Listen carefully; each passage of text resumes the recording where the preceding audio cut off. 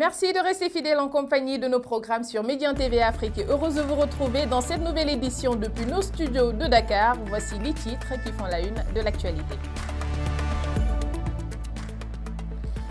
Au Maroc, le roi Mohamed VI a inauguré ce vendredi la 3e tranche de l'Institut Mohamed VI de formation des imams, un institut construit et équipé par le ministère marocain des Habous et des Affaires islamiques pour un montant de 165 millions de dirhams, soit environ 14 850 000 euros. Un conseil des ministres se tient à Madrid afin d'arrêter les moyens à mettre en œuvre pour placer sous tutelle la Catalogne et faire échec à ceux qui souhaitent sa sécession. Nous verrons les détails dans ce journal. Et en Somalie, une semaine après l'attentat, les volontaires et les organisations somaliennes mobilisent des ressources pour répondre aux appels du gouvernement pour une aide aux victimes de cette attaque dont le dernier bilan fait état de près de 360 morts.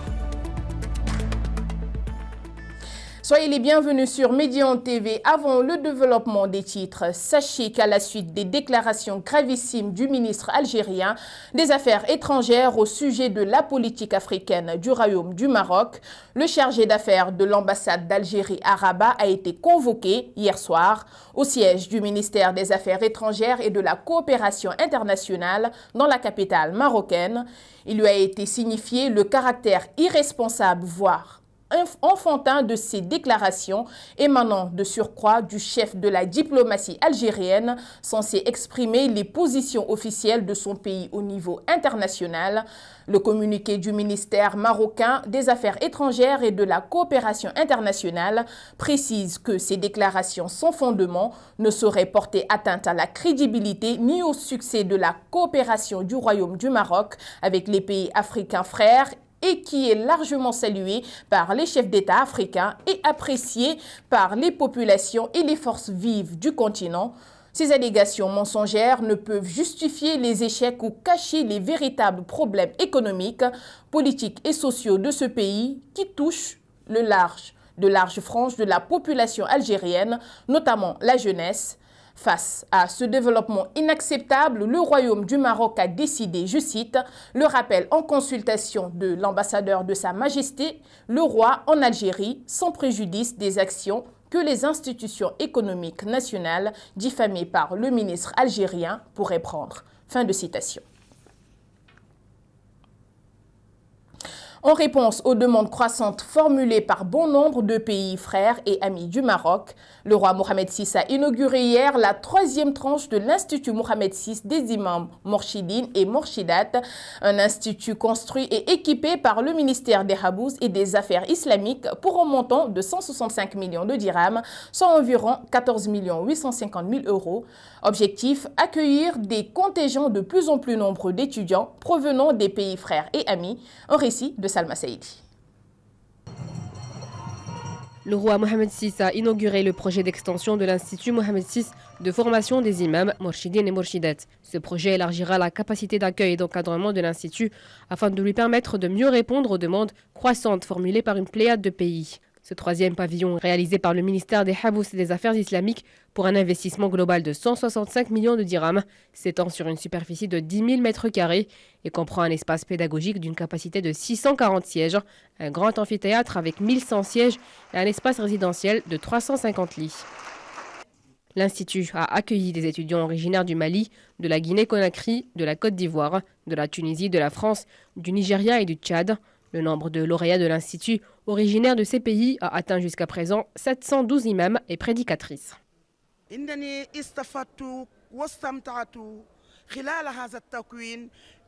J'ai appris beaucoup de choses dans le cadre de ce cursus de formation aux multiples dimensions. Des éclaircissements nous ont été apportés quant à l'islam du juste milieu. C'est une religion appelant à l'unité et à la tolérance, et non pas à la controverse et à la violence.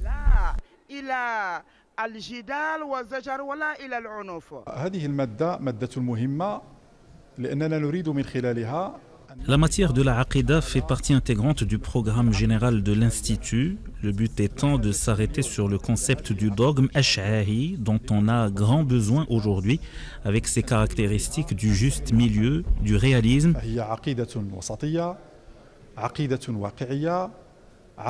C'est le dogme qui unit le plus grand nombre de musulmans, un dogme qui appelle à la sérénité et à la stabilité et qui rejette la violence et le takfirisme.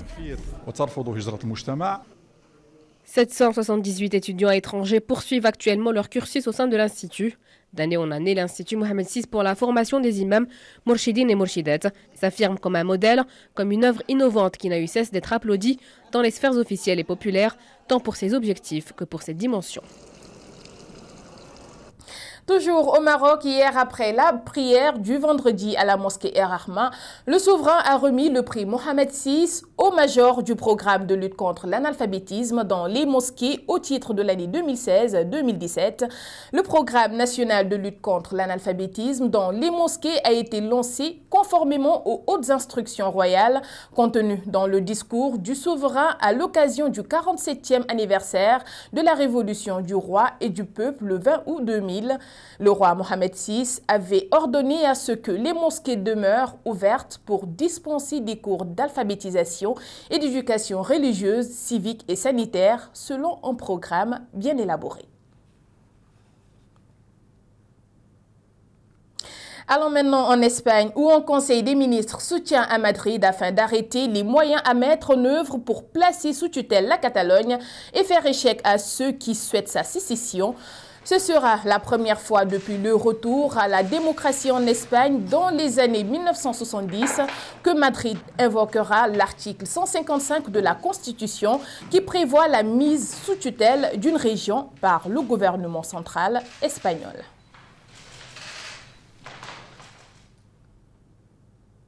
Bruxelles a abrité les 19 et 20 octobre le sommet de l'Union européenne, une rencontre qui s'est déroulée dans un contexte marqué par des tensions internes au sein des États membres. Les 27 chefs d'État et de gouvernement européens au Royaume-Uni ont pressé Theresa May d'avancer nettement sur la facture du Brexit pour éviter un blocage des négociations. Le sommet a également servi de tribune pour faire avancer les discussions avec les leaders syndicaux sur le commerce, la Corée du Nord, l'Iran et la gestion de la problématique migratoire.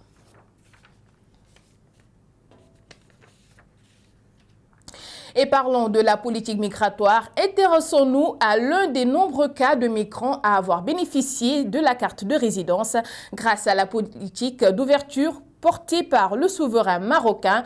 La caméra de Médian TV a accompagné Abdellah chez lui pour vous rapprocher plus de son quotidien à travers ce reportage de Sarah Minoun et Younes El Maïsouri sur un récit de Férouz Ben Taleb. C'est l'un des nombreux cas issus de la migration que les circonstances ont conduit au Maroc. Il s'agit du jeune Abdellah Konaté, marié à une Marocaine et père d'un enfant. Abdellah habite à Rabat depuis presque 10 ans et travaille avec sa femme dans le domaine du commerce et des services.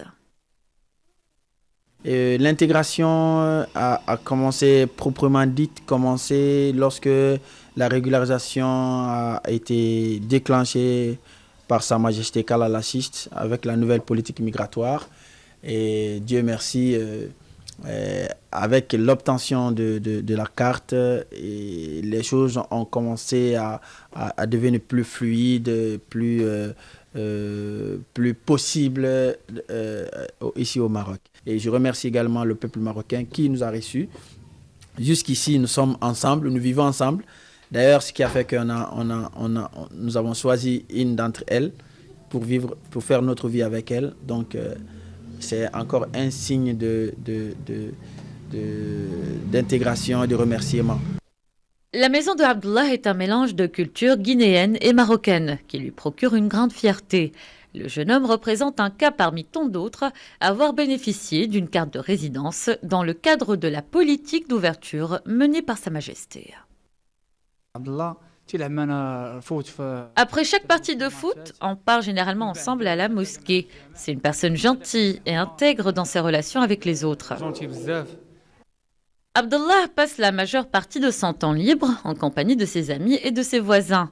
Il est l'exemple vivant de l'intégration culturelle entre deux civilisations différentes puisqu'il a su bravement faire face à tous les obstacles. En Égypte, 53 policiers et une quinzaine de terroristes ont été tués hier dans de violents accrochages dans le désert libyque, ont indiqué des sources sécuritaires et médicales au Caire.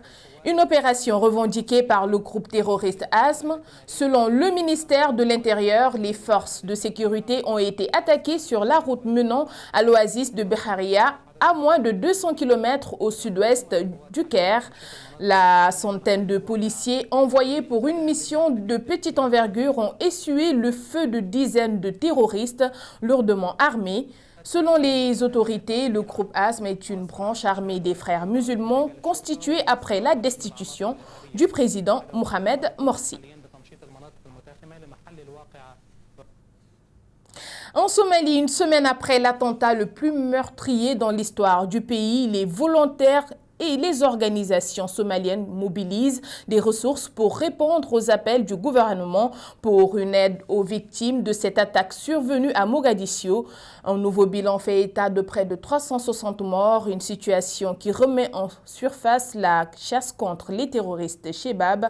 Awa Diop nous en dit plus. Mogadiscio, une semaine après l'attaque la plus meurtrière du pays, place à l'élan de solidarité nationale.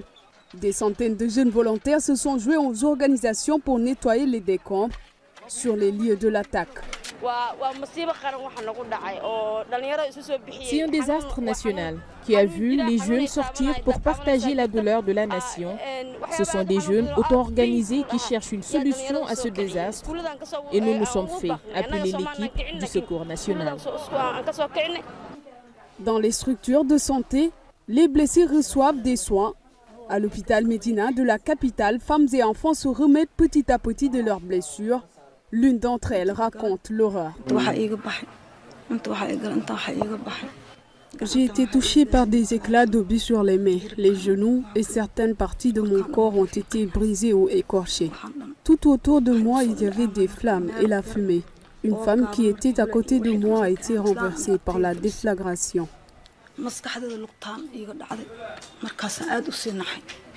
Et depuis la tragédie, de nombreux hôpitaux de la place ont exprimé leur besoin de reconstituer d'urgence leur banque de sang. La mission d'assistance des Nations Unies en Somalie organise des opérations de don de sang pour sauver des blessés. L'ampleur de la dévastation et de la destruction est énorme. Les hôpitaux sont débordés, il manque de vivres. Donc nous avons demandé à nos collègues des Nations Unies de donner du sang et de se mobiliser également pour soutenir la lutte du gouvernement fédéral et de l'administration locale.